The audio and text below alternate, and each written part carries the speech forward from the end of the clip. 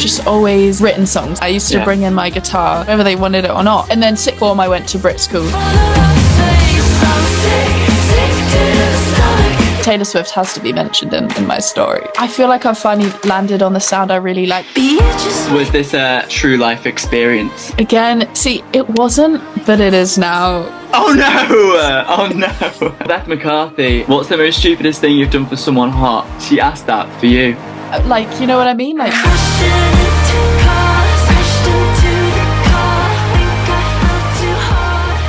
And now on the show, we have here for an artist interview, an absolute icon on the scene, smashing it at the moment. Whether she doesn't feel like she is, but Leona Rue is here. Hello, Leona Rue. Hello, thank you so much for having me on. This is so fun. I love it. This is fun. It's been a pleasure. It's an absolute pleasure. And we're going to talk to you today about your artist journey, how it's been so far, how you're finding it, and then like your new music and stuff. So first of all, please introduce yourself, who you are and where you're from. Okay, amazing. I'm Leona Rue. I'm from Hertfordshire, the countryside. We love to see it. So what happened in Hertfordshire? Where did you get your musical talent from? Was it in high school? Was it I don't know, in like a college, or like where did it start for you? I love that. What happened in Hertfordshire is my favourite. I'm going to make that my new like Instagram bio. What happened in Hertfordshire. But anyways, so no, I went to just secondary school, but the music there was really good. But I've always written songs. That was my first thing. I used to bring in my guitar to the playground and just play it for the people, whether they wanted it or not. And then sixth form, I went to Brit school. So I travelled into London, braved the trains. It was like the first time I ever took a train by myself. So it was scary. Oh my gosh, that is risky. So straight into London, Brit school, says a lot. We love to see that. So what age were you when you first started? Was it, music for the people? Were we talking like the playground? We were talking the playground. I was right. My first song was this song called Looking Through the Window, and it was just, it's about looking through windows. I feel like that's relatable for the wider audience.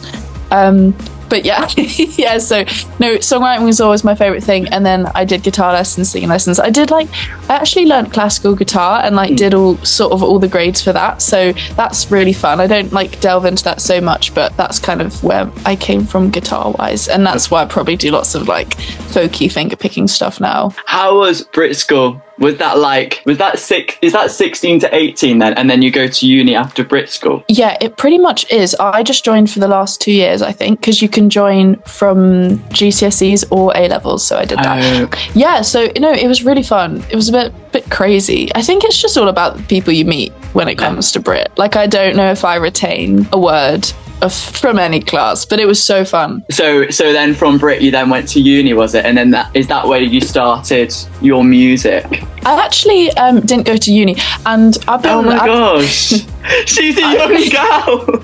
She's a young girl. No, not even. I just so I've been releasing music and stuff from when I was about 16. I've been through different artist projects, and because I've just always had so many songs, I just put them out. So none of those old songs are kind of available anymore, but I was playing pubs and busking from about 12, so I've kind of been, I feel like I've been doing it for ages, but there's obviously still a long way to go. But I do feel like I've played in every the worst pubs and the just all the things. What's been your most memorable gig so far, in that terms? Has it been the ones which I don't know, Moustache Bar, and you get have you done one of those? Yeah. Oh my gosh. Yeah. Well, I just remember doing a festival on Watford High Street on Record Store Day, but the stage was run by kind of uni students, obviously trying to learn engineering, but I was trying to do a whole loop box situation, but nothing worked. So they had to physically mic up my acoustic guitar. But the vocal mics was one of those ones that didn't bend. So I was up against my mic and I couldn't move.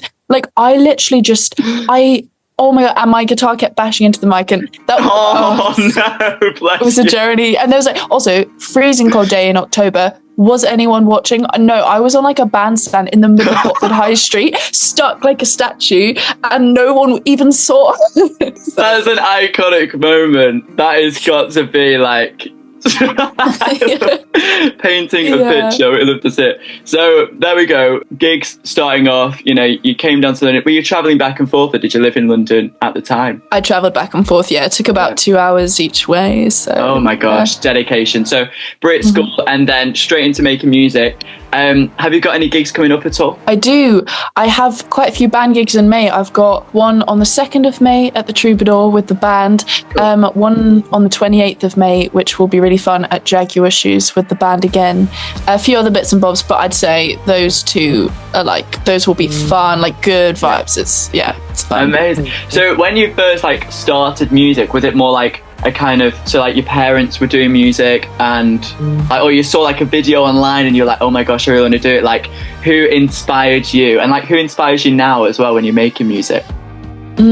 So my parents aren't musical at all, but I mean my dad likes music, so he always kind of like indulged me in that. He used to play guitar around the house, which was nice. But no, I really think like literally from when I was born I just was so interested, but it was the songwriting part of it. I think I used to be into English and stuff, so I just wrote stories, and then I was like, well, let me put it to guitar. But you know, Taylor Swift has to be mentioned in my story.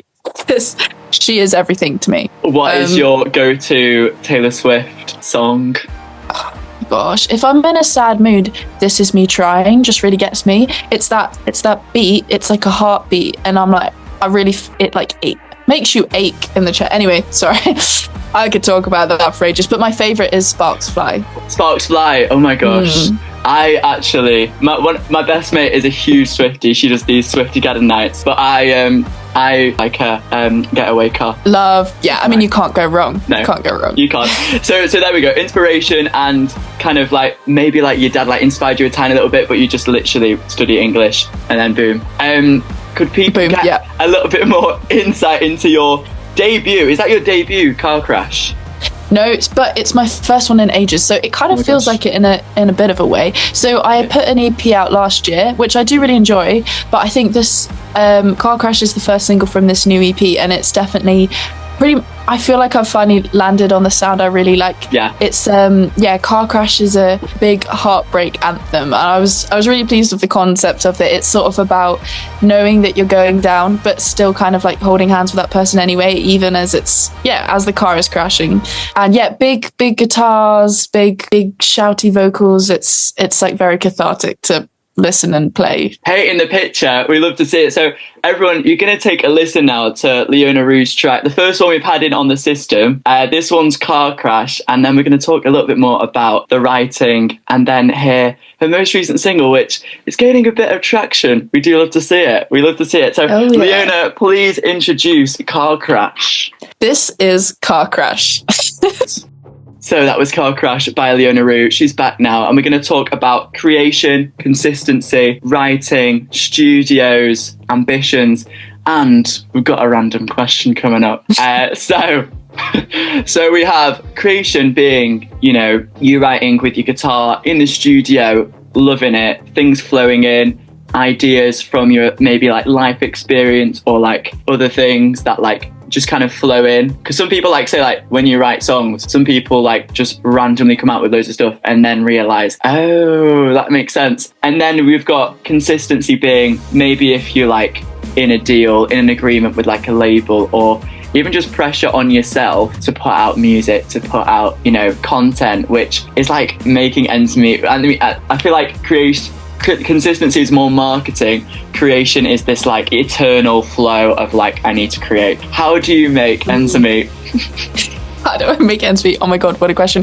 Okay, I feel like I've just been doing the music thing for quite a while, so like I put so much time and effort into getting these songs right with my producer Nat. We like spent ages on it. So Nat Zuma. Did you not know Nat? Oh my god, I love Nat. We love Nat on the show. We absolutely love Nat. Oh my gosh, yeah. Big up, the biggest big up for Nat. She produced this whole EP. She literally killed it. Oh my gosh, creds to Nat. Tagging Nat in this content right now. Absolutely. But yeah, that's so funny.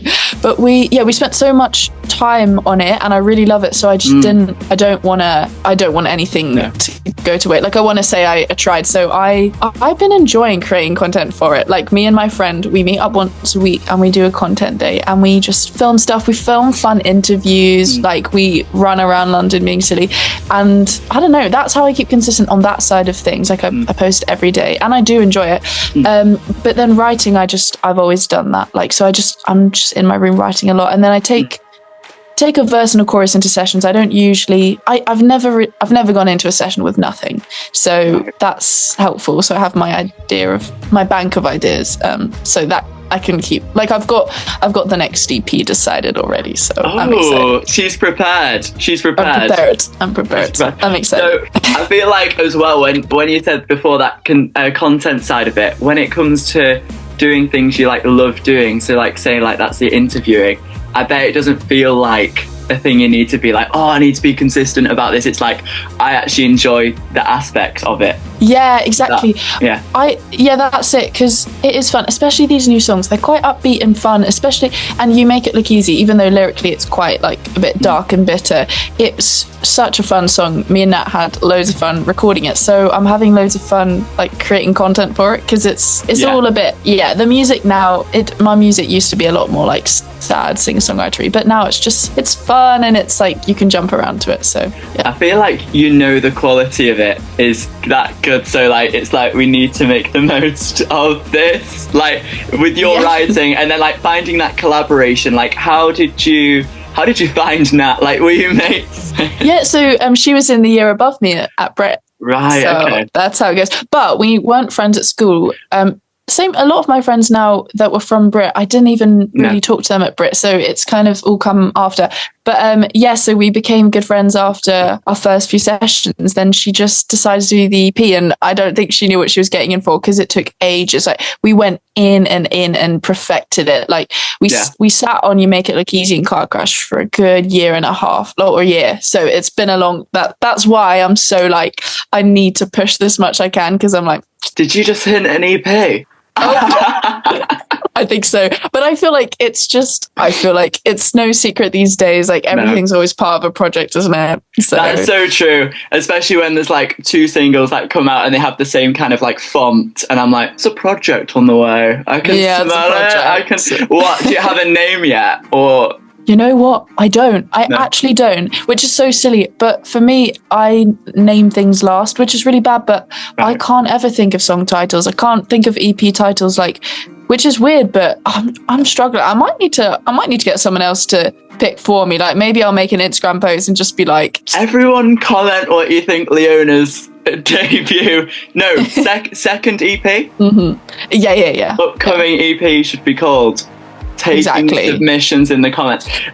So are they all like structured down like a kind of story, or is it like the last 2 years all put in a bit of music? Exactly. It is. This one's quite a bit of a mixture of different things and different experiences I've had, but also some like made up stuff, because I've always been a song story writer. Like, my first EP was entirely fictional, but I feel like sometimes you can't tell, because people message me like, girl, like, are you okay? And I'm like, I'm fine. With my whole first EP, like, I'd never even had a crush, never even been in a relationship, like nothing. But, oh my gosh. But could you tell though? Like, so yeah, it's a bit of a mixture, this one. Since then though, I've like been so much better at writing about my own experiences. Yeah, but this one's a fun mix, which I really enjoy. I like that aspect of like, it is literally for like music to just put out there for other people to connect to. Like, it doesn't matter that much if it is like your own experience. I guess like maybe when you're performing it, it has more depth, but it just proves that it is just writing music, which is so amazing. Exactly. Yeah, like I've always just done that for fun. But saying that, I've really manifested my own downfall, because like a lot of these songs on the EP, I like, they weren't true for me, but I thought, fun, let me put myself in this situation, and now completely relate. I'm not gonna lie, that is Car Crash for me, and I manifested it so hard, unfortunately. So, I was saying this to an artist that was on like 2 weeks ago, Nia Shanae, and I was like, oh, you know when you sing songs over and over again, like, do they end up manifesting for you? Because I don't know about you, but like when I'm listening to like a playlist, I have like 6 songs, and I only listen to those 6 songs like for Same. weeks on end, and then I'm like, oh my gosh, these are like low-key like my reality now. So I'm like, I need to be careful like what I'm listening to, because like they literally like program into my head. 100%. Yeah, I do the exact same. I don't know about you. I don't have like separate playlists on Spotify. I just have liked songs, and then I just listen to like the 6 recent liked songs for like 2 weeks, and then just to the new ones. So I'm the same on that. We're time for change when the playlist gets redone. Yes, exactly.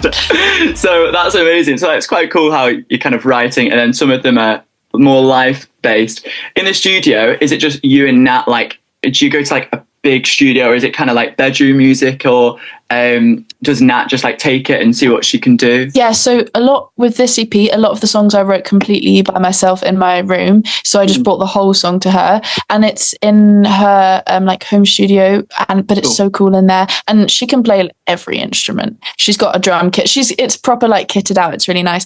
So we mess around, like we have fun. She comes up with the sickest ideas, like Car Crash. She came up actually with that whole post chorus of like crashing into cars, like that was her idea. She killed. Like she was like, the song is missing something, and I kept wanting to change the lyrics. I was like, no, it should be crashing into cars, something else, hitting you up at the bar, something. And she was like, no, it's got to be repetitive. And she was so right. Oh my gosh, Nat, creds to Nat on the bridge, would you call that? I don't know. I've had this debate with people. I'm not sure. I think I call it a post-chorus. Yeah. Post-chorus. Something like that. I saw Nat playing the guitar at the Muso Awards. People, if you're listening now, please do head over to @Saturday.Showcase on Instagram, and you'll see Nat performing for FYN Fantasy, I think his name is. Great artist. Love that. Anyway. But yeah, no. So now we have, where would you like to see yourself this time next year? So any plans, any ambitions? If you don't want to jinx it, I get that. Oh, I'm not superstitious. You got to put it out in the world. No,